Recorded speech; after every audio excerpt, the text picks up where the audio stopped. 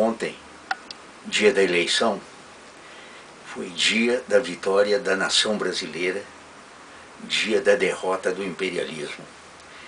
Saí cedo para votar com essa camiseta do Ho Chi Minh, um dos grandes heróis da luta anti-imperialista. Liderou o Vietnã ao derrotar os japoneses, ao derrotar os franceses e finalmente ao derrotar os norte-americanos. Nós também travamos no Brasil, há várias décadas, uma luta anti-imperialista. Getúlio Vargas certamente foi um dos grandes heróis brasileiros. No primeiro governo, ajudou a implantação da primeira usina de alumínio do Brasil, em Minas Gerais, Saramenha, ao lado de Ouro Preto. Essa usina de alumínio, logo depois, foi destroçada pelas importações predatórias de alumínio vinda dos Estados Unidos e do Canadá. Logo, logo, ela foi vendida para o capital estrangeiro. Então, René Gianetti, que foi um dos grandes empresários nacionalistas do Brasil, foi destroçado pela política de importações predatórias. Essa política de importações predatórias continua até hoje. Essa é uma herança maldita que nós herdamos dos governos tucanos. Na verdade, o Brasil continua importando de maneira absurda bilhões e bilhões de mercadorias do estrangeiro quando nós poderíamos produzi-las. Recentemente, a imprensa anunciou que no ano de 2013, no ano passado, os brasileiros que foram ao exterior, os tucanos, as tucanas, os mauricinhos, os pavões, os pavãozinhos, adquiriram mais de 12 bilhões de reais de roupas quando viajaram ao exterior. Mais do que vendem as lojas, as 4 grandes redes, Riachuelo, Renner, CIA e Marisa. Quer dizer, o absurdo do absurdo. Nós temos heranças malditas para corrigir.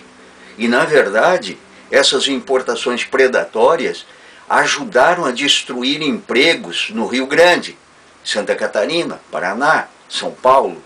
Não é à toa que os votos tucanos, os votos desses pró-imperialistas, foram votos numerosos nesses lugares, já que a política de importações predatórias continua até hoje. Isso tem que ser corrigido. Não é possível que a gente tenha um dólar tão barato para exatamente favorecer essas importações predatórias que destroem a indústria brasileira. Isso tem que ser corrigido. Nós temos que ter coragem, o povo brasileiro, de enfrentar esse drama. O dólar não pode ser uma moeda tão barata.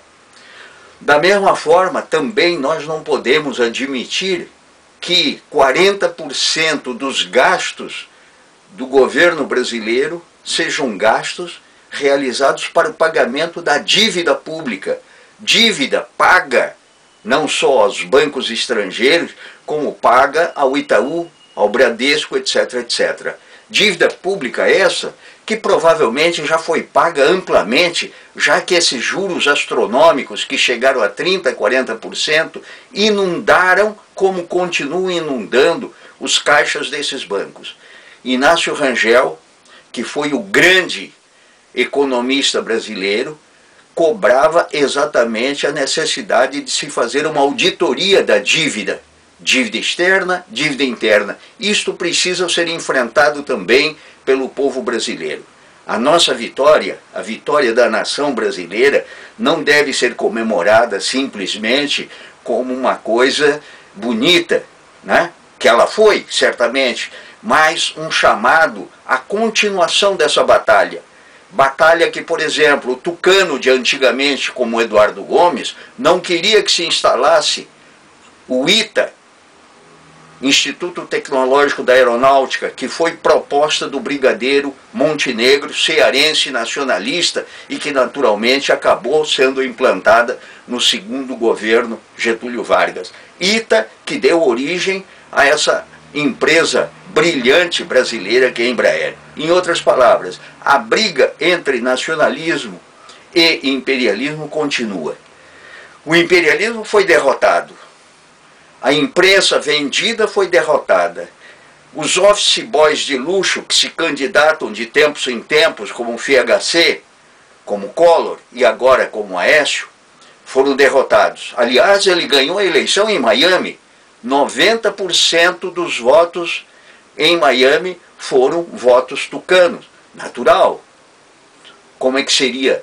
Como é que seria de outra maneira? Mas em Minas Gerais, ele perdeu, porque na verdade, tanto Azeredo quanto ele foram vendilhões da pátria. Ele representou esses interesses e ele se criou não de maneira séria, né? Não se criou de maneira séria. O pai dele permitiu que ele tivesse emprego no gabinete dele, deputado federal, em Brasília, e que tivesse naturalmente folga para viver no Rio de Janeiro como um playboyzinho. Os mineiros sabem disto. Não se criam mais mineiros como antigamente. Os mineiros verdadeiros, os trabalhadores, as mulheres de Minas Gerais, têm olhos para enxergar e perceberam o farsante que ele é. Porque, na verdade, a irmã dele, que era a preferida pelo avô, pelo Tancredo, é uma mulher trabalhadora, como as mulheres de Minas Gerais. Mas, hoje, os azeredos, os aecinhos, preferem ser vendidos do que serem verdadeiros mineiros, como os mineiros de antigamente. Então, nós temos que enfrentar os problemas que nós estamos, que estão travando a economia brasileira, como a indústria brasileira está sendo prejudicada pelas importações, como nós exemplificamos com o setor de vestuário. Vale também para importações de aço da China, importações de vagões para o metrô do Rio de Janeiro, vagões chineses, elevadores, escadas rolantes da Coreia, etc, etc. Nós temos que ter uma política de defesa cambial. O nosso câmbio não pode ser um câmbio que favoreça importações predatórias e prejudique a economia brasileira, prejudique as exportações industriais brasileiras, que evidentemente estão muito baixas, considerando o potencial da economia brasileira. Nós temos que enfrentar não apenas o governo, não apenas o PT, todos os nacionalistas, todos aqueles que se interessam pelo destino do Brasil, todos aqueles que vestem a camisa do nacionalismo e do anti-imperialismo, todos nós temos que enfrentar o nosso destino de nação importante, nação que não pode aceitar ser espionada pelo governo americano, como o governo americano espionou a presidência da República. Nós não podemos aceitar que o FBI norte-americano infiltre-se dentro da Polícia Federal, como demonstrou as entrevistas que Bob Fernandes fez com o chefe do FBI no Brasil.